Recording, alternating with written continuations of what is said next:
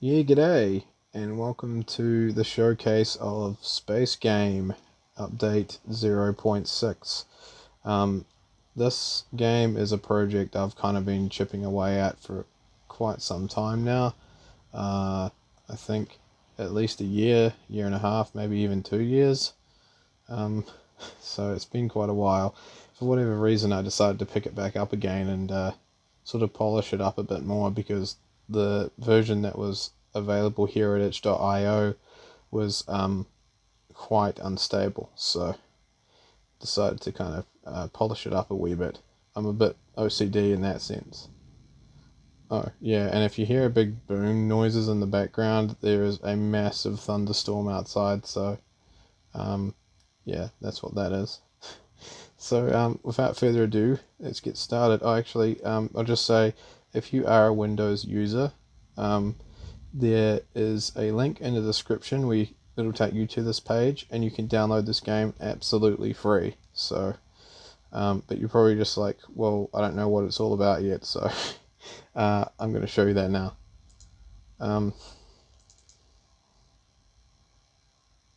Alright, so here we have the title screen. Music by Ice Cream Man. Yes, he did the music for this. His sound really suits the style of this game. And I've got LR Artunis doing the music for Quest for Canine, which is my current project I'm working on now. It's a platformer based off of my 2012 platform game Quest for Canine. So I'm going to work on it and sort of with the skills that I know now in Game Maker, so it should be quite interesting. So here we have the main screen. It goes to like a demo, so just hit escape to get away from the demo, and hit O for options, and it'll take you to this options screen here. This is actually a 3D render I did in Maya.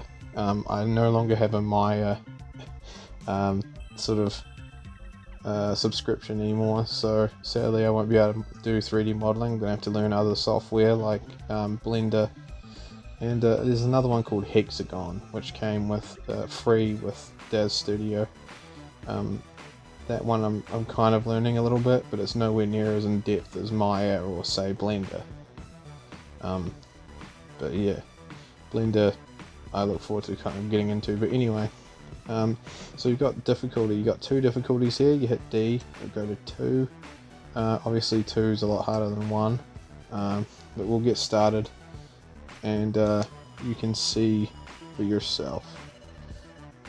So let's start a game and get rid of the cursor. This also works with a controller, which is what I'm currently using. I'm using a I'll pause it, a Fighting Commander 3 Pro. It's a Hori controller. Hori make really good controllers. This is like a D-pad one. There's no sticks on this one. You can use a Xbox 360 wired controller if you so wish to. You can actually use 2 of those because this is a 2-player game. Or you can use one controller and one using the keyboard if you so wish. So yeah, sadly there's no online leaderboards or anything like that yet. I kind of am limited a little bit with what I know of Game Maker, but I'll get there eventually, I reckon. One of the main things that I try to sort of put in my games is the fun of playing locally. I think local gameplay is really, really fun. I miss that about video gaming. That was really what gaming was about for me when I was younger. Sort of playing side by side with your buddy on the couch, you know. He'd punch you in the shoulder if you got to a power up before him or whatever. So yeah. Or her, you know, it doesn't need to be yeah, anyone specific. So this one, you fly through these wormholes here to change the graphics up. For those that aren't familiar with this, I have posted videos in the past to do with this game, but oh whoa, okay. See, it's changed from like sort of Atari graphics to NES, Nintendo Entertainment System. So yeah, and they gradually change and evolve throughout the process of playing. And you're probably like, well, is this all there is to the game? There's no like Minecraft building and I don't know finding guns on the map to like shoot other players? No, it's just as simple as this. There's no complicated story to learn. You just get stuck in and you shoot ships on screen. See how many you can shoot.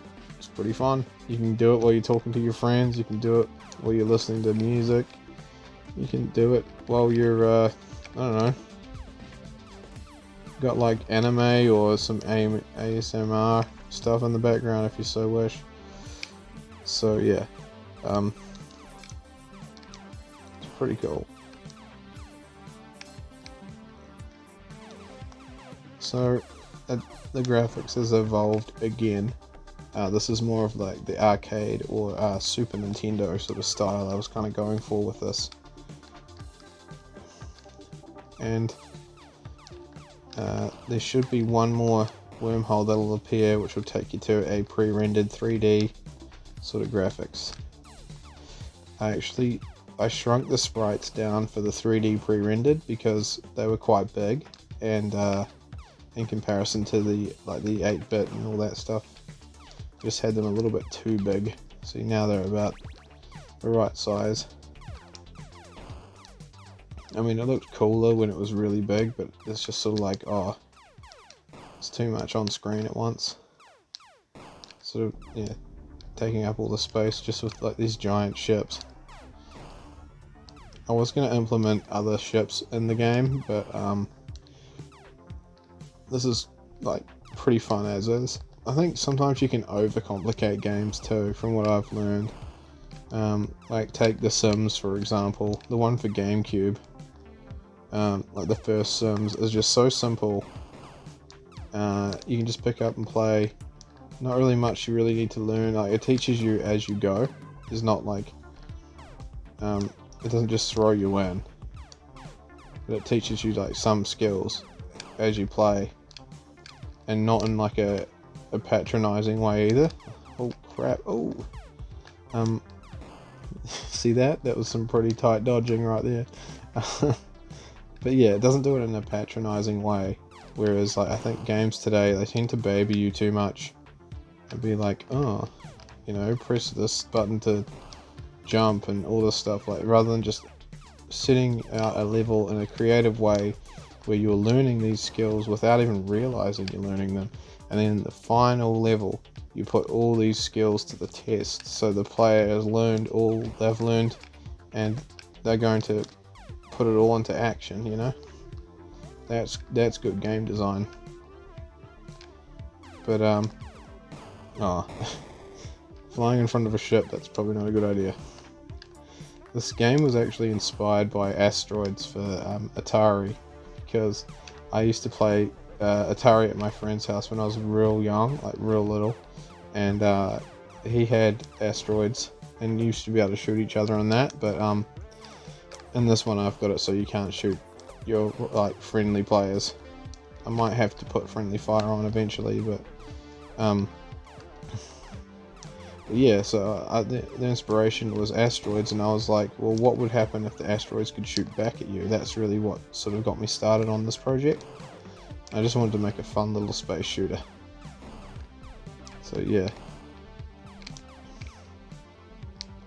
But yeah, I'm going alright at the moment, as you can see.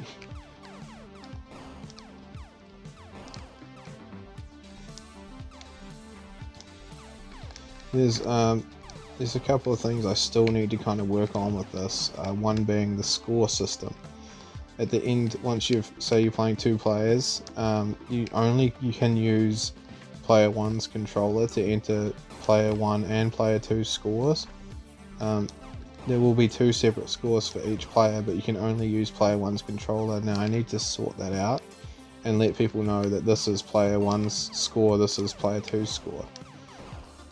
So at the moment, if you're going to play this, then like with especially 2 players, keep that in mind. It's not so much of a big deal if you're playing single player. But if you're playing with a friend or whatever, then yeah, you're gonna have to keep track of your own scores. It'll be written up on the screen anyway, but just like when you die or whatever, just pay attention to it so you know when it says enter your score, how much you how much it was your score that was at like 34 or whatever it was. Yeah, so because it'll tell you at the game over screen, but it won't say player 2 score as or player 1 score as this. And then you just enter your name, and it'll be on the high scoreboard. So it's not too game breaking, but at the same time it's just enough to be kind of annoying.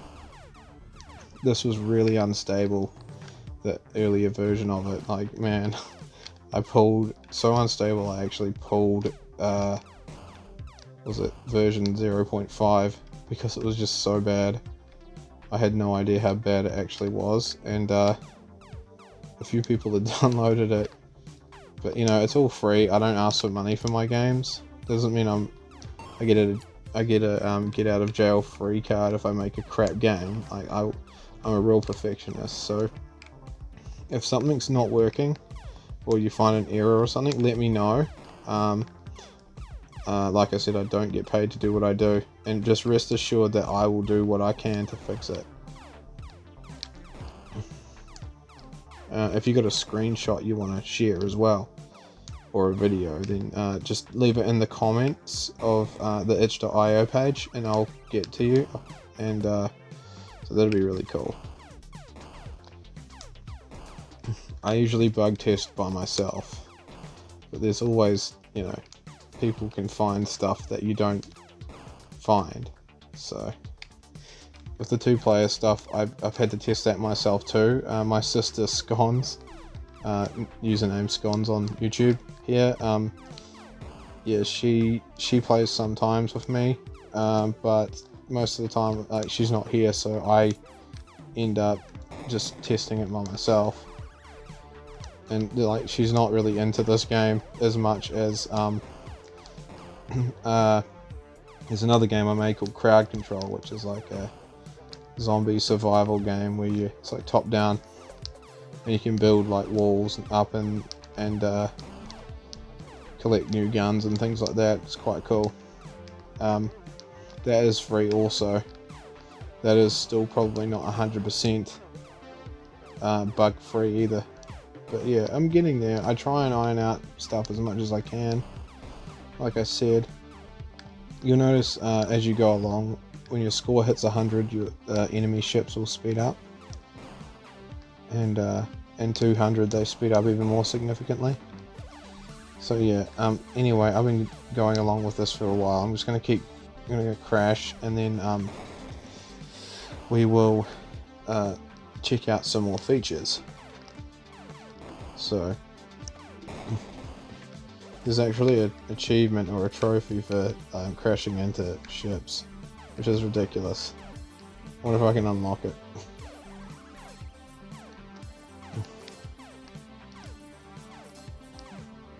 Oops. Okay. There we go. I wonder if I can get it. I'm just gonna crash one more time. Whoa. Oh no, he shot me. Damn. Okay, so game over. You just press the shoot button, and you can enter your score. So I got 134 enemies. So just go James, just like you would on the old school Nintendo. It's got like a little cursor thingy, and yeah, you can backspace if you so wish. There's no numbers. You can only write letters at the moment, and I think there's like 8 spaces or something like that. So yeah, now my name will be on the high score table just up here, first place, and everyone else is there. These are my friends. But yeah, they didn't actually play the game. I just needed placeholders. But I hope they play the game. So yeah, we've got, difficulty is significantly harder. So if we go difficulty 2, we'll start. You'll notice quite the difference. If you're going to play 2 players and there's not enough enemies on screen for you both to shoot, then I highly recommend starting a 2-player game in this difficulty, because as you can see, it kind of fools you into thinking, oh, it's just the same. But yeah, you'll see quickly that the enemy ships do spawn a lot quicker, so something to keep in mind.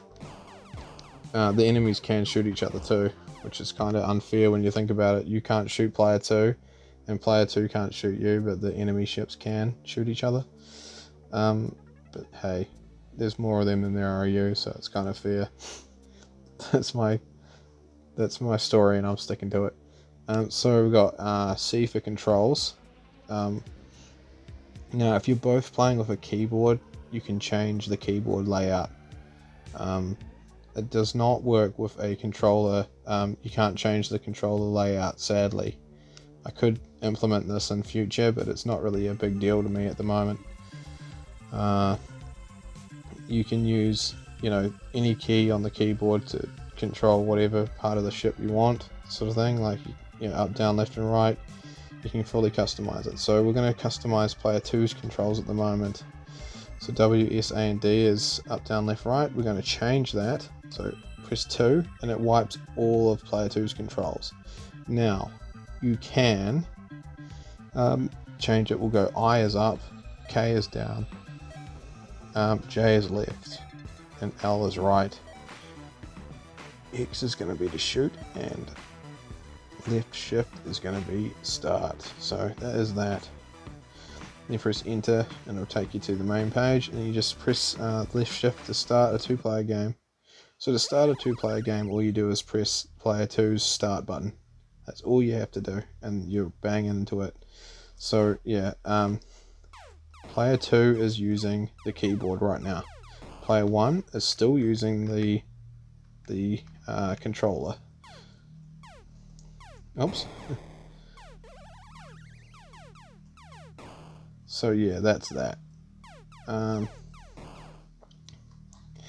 We will continue to check out more options. So we've got scan lines. Press L for scan lines. Start a game with scan lines. It's pretty much, just the same, but with scan lines, if you want kind of like that arcadey type feel. So yeah, that's quite neat. Then we've got particles. We can turn scan lines off. Put particles on. You can have them both on if you so wish, but we're just going to demonstrate each thing. So particles on. Now I was going to have this as a main thing when you first start the game, but I thought it might get annoying. Basically what extreme particles is you press up on the D-pad, and when you fly you'll have little particles spawning behind you. It's the same with the bullets. They have like a trail type thing. So I thought that was kind of cool. So yeah, I thought that was neat. Then you've got turn particles off. S for sound. I quite love the retro video game sound effects of the shooting of the ships and things. But if that annoys some people, you can completely turn that off by pressing S. Same with music. I love the tone of Ice Cream Man's tunes. His sound really suits the style of the game. But if you don't want that on, you can turn that off. Just listen to the blasting sounds of the retro game sound effects. Or you can turn both off. It's entirely up to you. Just have a completely silent game. Then you've got G for graphics. So at the moment it's on wormholes. So as I demonstrated, you fly through a wormhole and it'll change the graphics up. If you press G again, it'll go to vintage, which is the Atari sort of style graphics. Then you've got retro 8-bit, which is the Nintendo Entertainment System style graphics. I call this one arcade, which is like the third evolution. And then you've got the modern 3D pre-rendered graphics. So yeah, that's that. And now you can start the game on anyone, so you might be like, well, I want to start with like the NES look, so I'll go to retro 8-bit, hit enter, and I'll start the game, and right off the bat it starts off in retro 8-bit, so that's cool. You can completely change it again. You can be like, okay, well, I want to go to I